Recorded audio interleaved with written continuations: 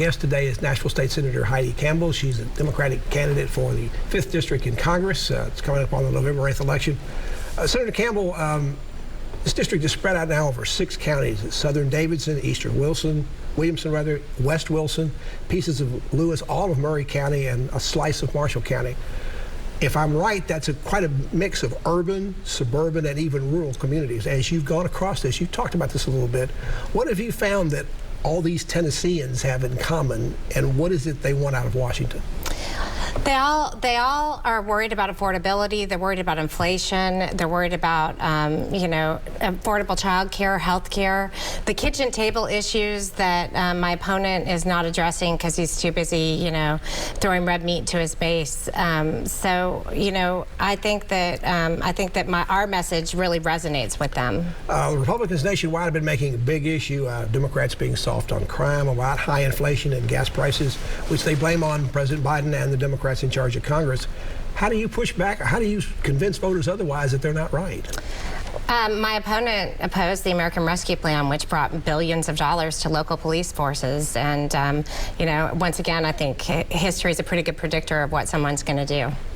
Besides the economy, what do you hear from voters are the top issues? You mentioned is it reproductive health care? That was one big, but it seems that the Dobbs reaction has kind of faded.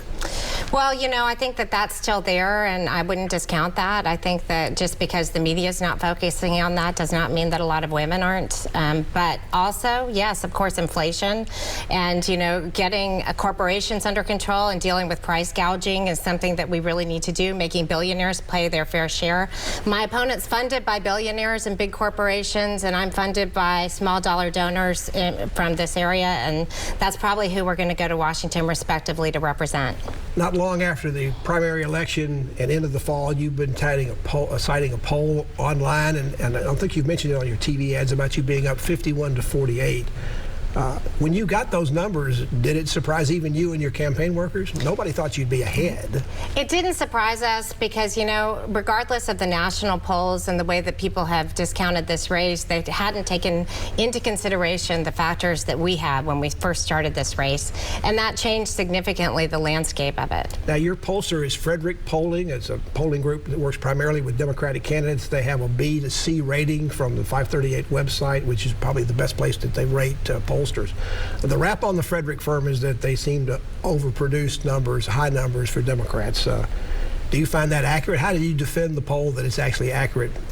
I defend the poll because you look at the poll process, and it was a huge N number, a huge sample, and also, was texting and phone banking, and so I think that it was a pretty thorough and strong poll. Now, polls are snapshots.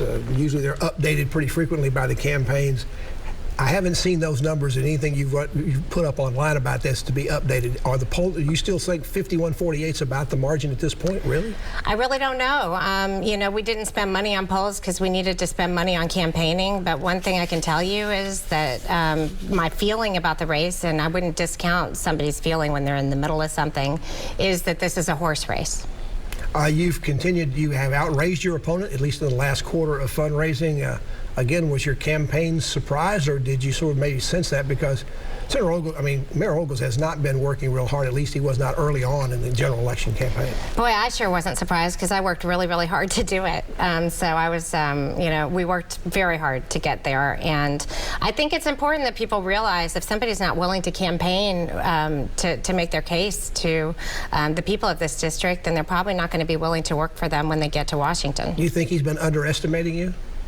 Oh, yes, but, better men than him have underestimated me. So. Were you surprised that he hasn't run any TV ads that I've seen? He started doing some online stuff.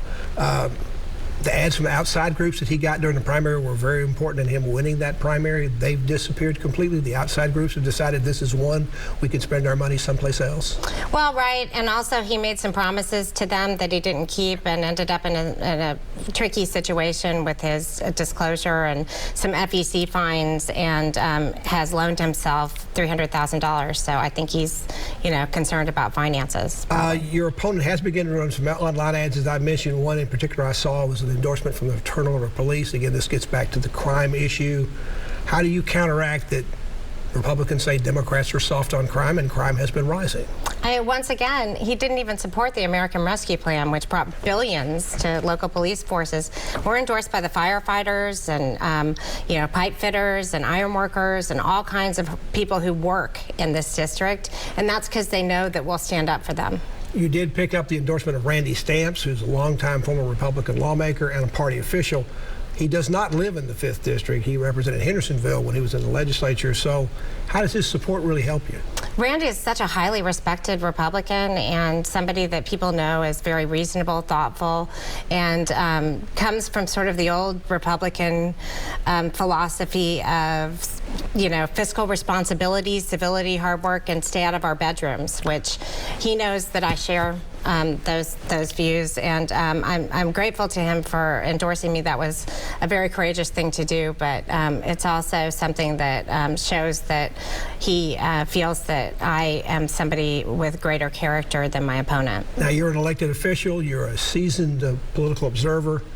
If this race was really up for grabs or close, why wouldn't the National Republican Party be down here doing all they did to make sure they got this seat? They've been counting it in their win margin ever since the lines were redrawn, and yet they've done nothing that we know of.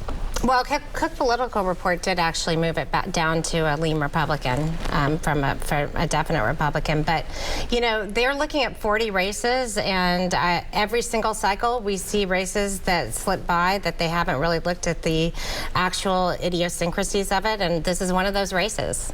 If it is as close as you say, why isn't the National Democratic Party down here? They could take a seat like this back that they probably had thought early on there was no chance they were going to be able to keep this. Wouldn't they be moving heaven and earth and bringing you money and other resources to do that? Are they doing anything? Did you ask them to do other things and they haven't done it? Well, ditto. I mean, same thing that I just said about the Republican Party. They have 40 races, the same exact races that they're looking at. And once again, they are not necessarily looking at the idiosyncrasies of this race. Heidi Campbell's our guest. She's the 5th District congressional candidate for the Democrats, coming up on November 8th. Back to continue our conversation with the senator after this break. There is no